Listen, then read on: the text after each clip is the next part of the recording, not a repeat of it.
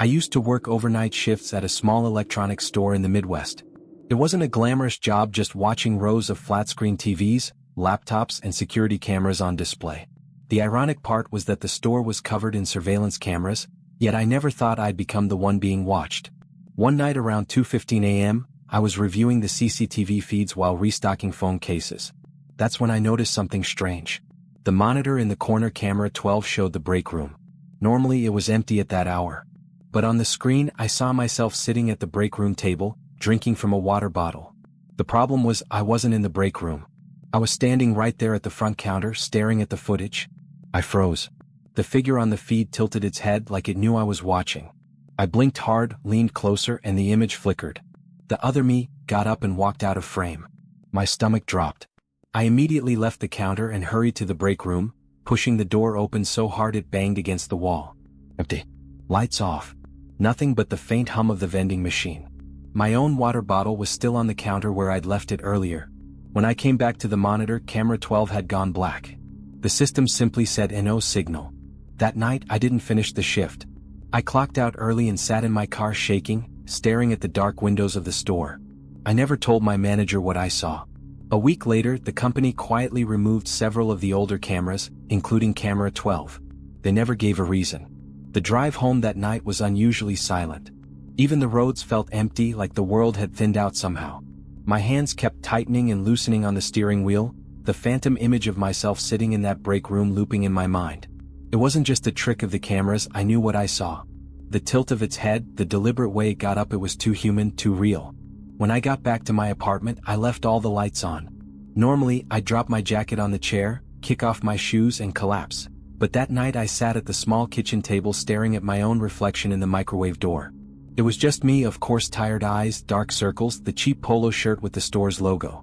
Still, I couldn't shake the feeling that if I looked away long enough, my reflection might move on its own. The next evening, I told myself I'd imagined it. Lack of sleep, maybe a glitch in the feed. But when I walked into the store, the hum of the fluorescents overhead felt louder, harsher. I noticed every shadow stretching between the aisles, every blind spot the cameras couldn't reach. At around 1:40 a.m., I forced myself to check the monitors again. Most of them looked normal: static shelves, empty aisles, a flickering light in the storage hallway we always meant to fix but never did. Then my eyes drifted to camera 12. It was working again. The break room was empty at first. Just the vending machine, the small fridge, the cracked plastic table. I stared for maybe 2 minutes, telling myself I was being paranoid, when suddenly the door in the feed creaked open. And I walked in. Not me now, standing at the counter with a coffee in hand, but me on the screen, stepping into the break room like I belonged there. Same uniform, same tired posture, even the way I rubbed the back of my neck looked identical. The me on the monitor opened the fridge, took out something I didn't recognize, a small, silver thermos, and sat at the table. I couldn't move. I couldn't even blink. My heart pounded so loud I thought it would echo through the aisles. The figure raised the thermos, paused, and then turned its head toward the camera. Straight into the lens. Straight at me. And it smiled. The smile froze me in place. It wasn't wide or cartoonish, it was small, deliberate, a twitch at the corner of the mouth that seemed more aware than anything I had ever seen in another person. It lasted only a few seconds, but it burned into my brain like a photograph you can't unsee. I felt my throat go dry, my coffee cooling in my hand as I stared at the monitor, completely unable to look away.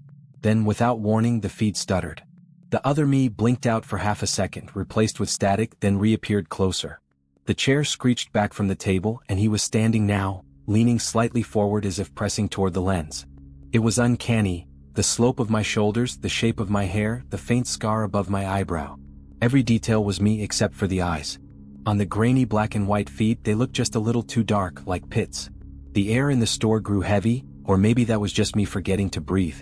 I couldn't hear the hum of the ceiling lights anymore, couldn't even hear the buzzing refrigerator in the break room through the feed. Just silence, thick and suffocating. I tried to snap myself out of it. I rubbed my eyes hard enough to see stars, looked away to check another camera, but when my eyes fell back on camera 12, he was gone. The chair was empty. The door to the break room was shut.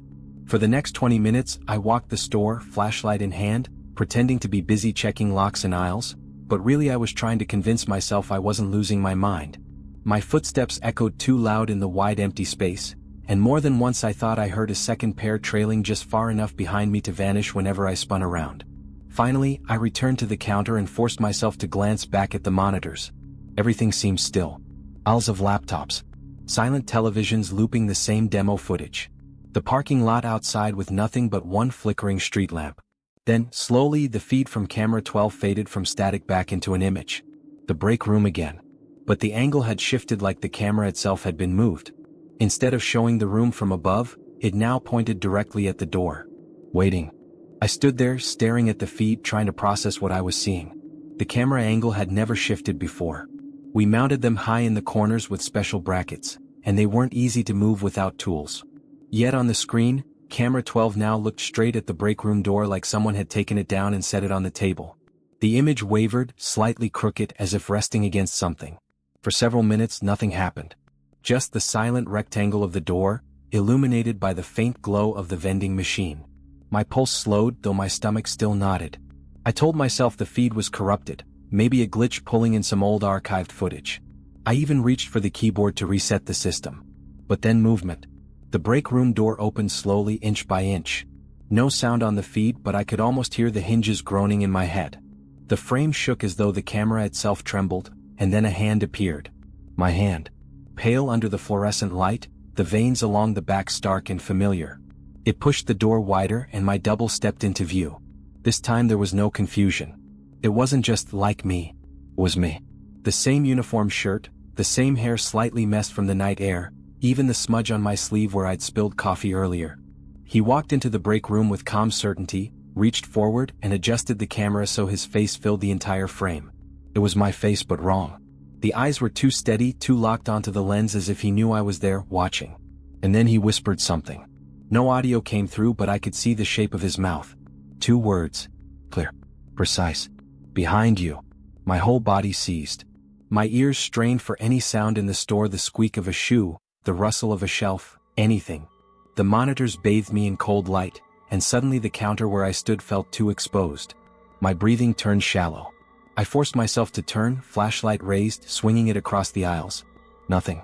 Just rows of phones, their glossy screens catching the light, and beyond that, the televisions looping a fake beach scene. But the feeling was there, dense, heavy. The sense that someone else occupied the space with me. I snapped my head back to the monitors. Camera 12 was pure static now. The break room feed was gone again, replaced by that stark white snow. I leaned forward, my forehead almost touching the screen, trying to pull meaning out of the chaos of pixels. And then, in the reflection on the glass, I saw it. Not behind me, beside me. A second face hovering just over my shoulder, identical to mine, staring into the monitor with that same small, deliberate smile. I stumbled backward, chair scraping, flashlight clattering to the floor. By the time I whipped around, the aisle was empty. Silent. My pulse hammered in my ears so loud it was almost painful. I didn't wait to see more. I grabbed my keys, bolted for the door, and drove without looking in the mirrors, terrified that if I did, it wouldn't be my own eyes staring back at me. I quit the job the next day. No explanation, no 2 weeks' notice. Just left. The manager didn't even ask why, maybe because he already knew. Maybe I wasn't the first. Sometimes, when I pass by the strip mall late at night, I still see the glow of the cameras through the front windows. And though I've never gone back inside, I can't shake the thought that somewhere in that endless loop of footage, my other self is still waiting, smiling into the lens, whispering for me to look behind.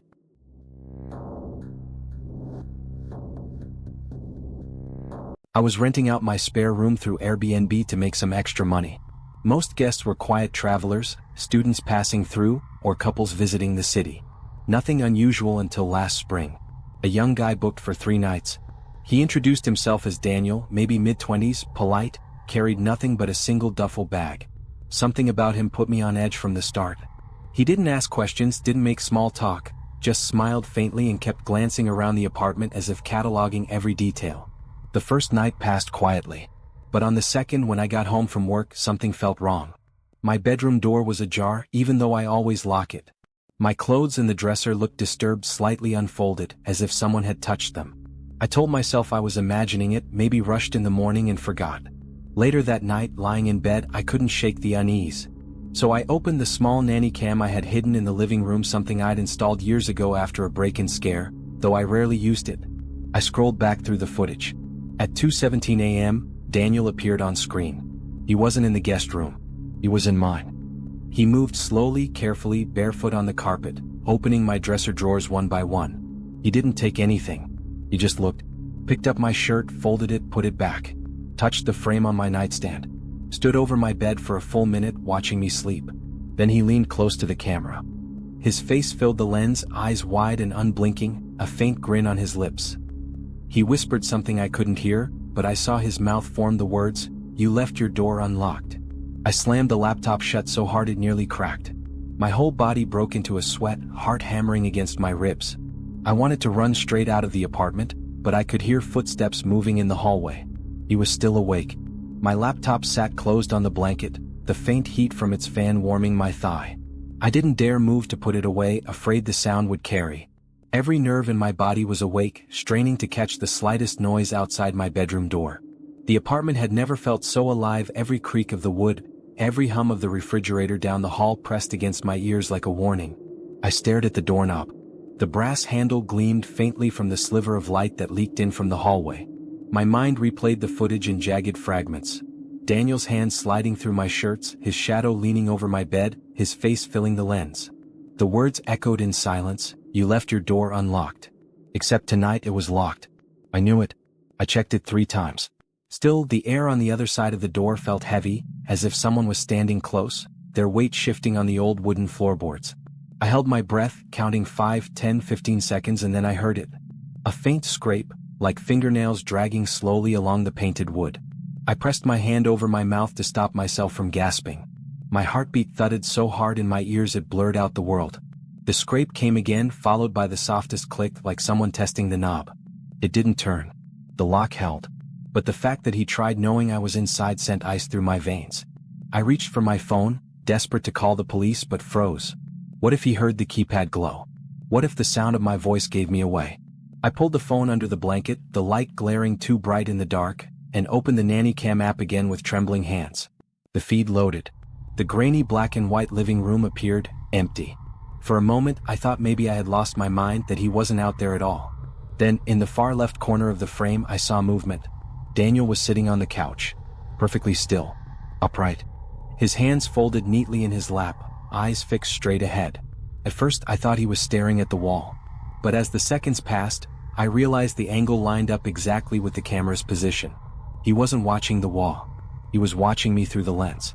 I kept my phone clutched to my chest, the glow of the screen hidden under the blanket as I watched him through the feed. Daniel didn't move. He just sat there, rigid, staring into the camera with that faint smile curling the edges of his lips. Minutes crawled by like hours. Every so often, the old pipes in the building would groan, and I'd flinch, certain it was him standing up. But each time I looked back at the screen, he was still there. At some point, exhaustion and adrenaline began to blur. My hand ached from gripping the phone so tightly, my legs numb under the covers. I tried to keep breathing quiet and even, afraid that somehow he could hear it. The only thing grounding me was the red dot in the corner of the app, the recording light. At least the camera was catching everything, proof I wasn't losing my mind. Then just after 3 a.m. Daniel shifted. Slowly, carefully, like a puppet on strings. He leaned forward, elbows on his knees, and tilted his head toward the camera. The grin widened. His lips moved again, silently shaping words. I couldn't make them out. I brought the phone closer to my face, squinting in the dark, and then I realized he wasn't whispering to the camera. He was counting. His mouth formed the numbers, one by one, pausing between each. 3, 4, 5. My stomach clenched. My fingers hovered over the keypad to dial 911, but then I noticed something worse. The angle of the feed had changed. The living room camera was mounted high near the ceiling, pointing down at the couch. But now the view was lower, tilted slightly sideways, as if someone was holding the camera in their hands. I froze, blood rushing in my ears. That meant he'd found it. He'd taken it down. And he was still filming. I dropped the phone and bolted upright in bed, heart thundering, fumbling with the lock on the door. I didn't care about noise anymore. I threw it open and ran barefoot straight through the apartment. The living room was empty. The couch sat untouched. The camera was gone. I didn't stop. I sprinted out into the hallway, down the stairs, and into the street.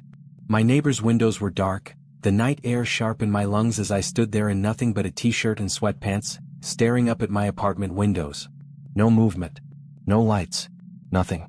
The police arrived 10 minutes later. They searched the apartment top to bottom. No sign of Daniel. No duffel bag. No trace he'd ever stayed there. Even the guest room bed was made as if untouched. The only thing missing was the camera itself. For weeks afterward, I couldn't sleep. I quit Airbnb. I even moved apartments, but it hasn't helped. Sometimes when I'm scrolling late at night, I stumble across videos online, grainy, black and white clips uploaded to forums with no titles, no descriptions. Just people sleeping in their beds, unaware of the lens inches away. And every so often, buried in the background of those clips, I catch a glimpse of him, sitting calmly, smiling into the camera, counting down.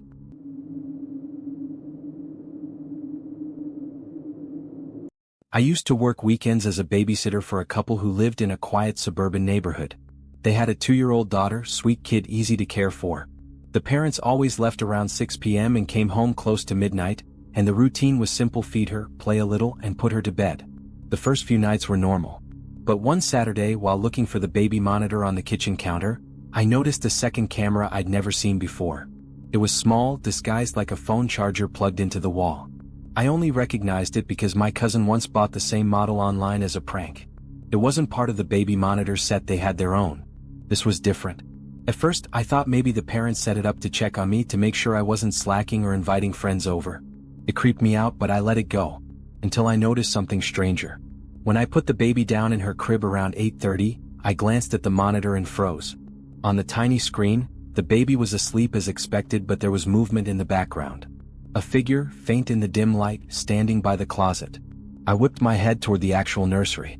Nothing. Just the crib, the toys, the half-closed closet door. My skin prickled, but I told myself the monitor must have glitched, maybe reflecting a shadow weirdly. Still, the unease settled heavy in my chest. 2 hours later, after scrolling on my phone to pass the time, I checked the monitor again. The baby was still asleep. But now the closet door was wide open. And that second camera in the kitchen, the one that looked like a charger, its tiny red light was blinking. The red light on the charger camera pulsed like a heartbeat, faint but steady. I couldn't stop staring at it from across the kitchen table. Every instinct in me screamed to unplug it, but my hands stayed frozen on my lap. The thought circled in my head: if it's recording, then someone's watching right now. I turned slowly, trying to calm my breathing, and glanced back at the baby monitor. The closet door in the nursery was still wide open. My throat tightened. I replayed the evening in my head, trying to convince myself I had left it like that, but I knew I hadn't. I remembered closing it after putting away a stuffed animal earlier. I remembered the faint click of the latch.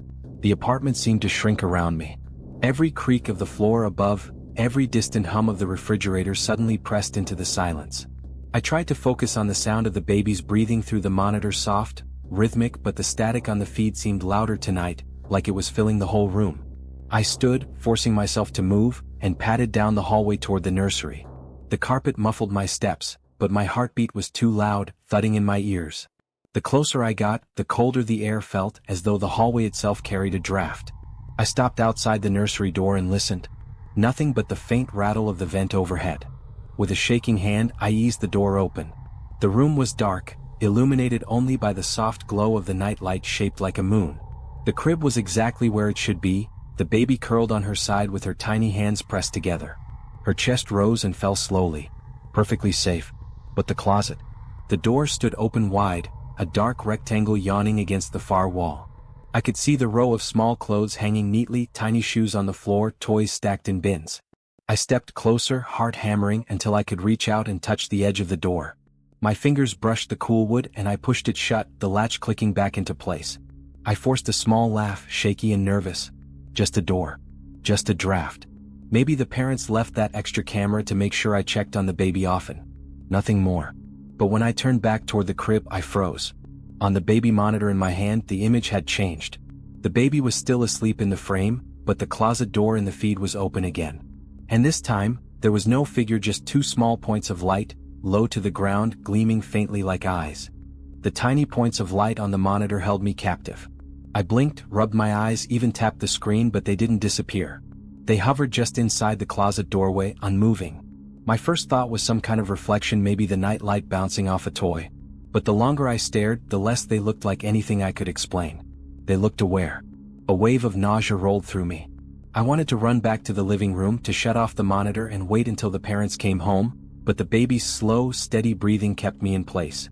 She was helpless in that crib, and if something or someone was in the room with her, leaving wasn't an option. I forced myself to lower the monitor and step closer to the crib. The nursery smelled faintly of baby powder and warm milk, comforting scents that clashed horribly with the dread crawling up my spine. My footsteps were painfully loud on the carpet. Each one felt like a warning. I stood at the crib and looked toward the closet. The door was still shut. Perfectly shut. No sliver of shadow, no sign it had moved. My skin prickled with confusion, and I glanced back down at the monitor in my hand. On the tiny screen, the closet door gaped wide again, and the glowing points had risen higher, as though whatever owned them had stood up. My chest clenched. My free hand hovered over the baby, ready to scoop her up. But before I could move, the monitor's feed jerked, static flashed, the image warped, and then I saw myself on the screen. Not in real time. Not standing there now. A recording. It was me hours earlier, placing the baby in her crib. The exact moment I had laid her down for the night. Only in the recording, something else moved behind me in the background. A tall figure, blurred and out of focus, stepping carefully out of the closet as I turned away. The static surged again and the feed cut to black. My heart nearly tore out of my chest. I didn't wait. I lifted the baby from the crib, clutching her to my chest as she whimpered at being woken. I bolted from the room, down the hallway, past the kitchen. The charger camera's red light blinked furiously as I passed, tracking me, but I didn't stop. I grabbed my keys, fumbled with the lock, and ran barefoot into the night. I sat in my car until the parents returned, baby strapped in the back seat, still half asleep. I didn't tell them the whole truth. I said I'd gotten spooked by a noise, that the monitor had glitched. I couldn't bring myself to explain what I had seen. They never asked me back. Part of me wonders if they knew. I moved on, found other families to babysit for, but I can't shake the habit of checking every outlet, every corner of every room. And sometimes, late at night, I'll stumble across strange videos online, grainy clips of children sleeping, rooms that look far too familiar. And in the corner of the frame, always near the closet, there's a faint red light. Blinking. Watching.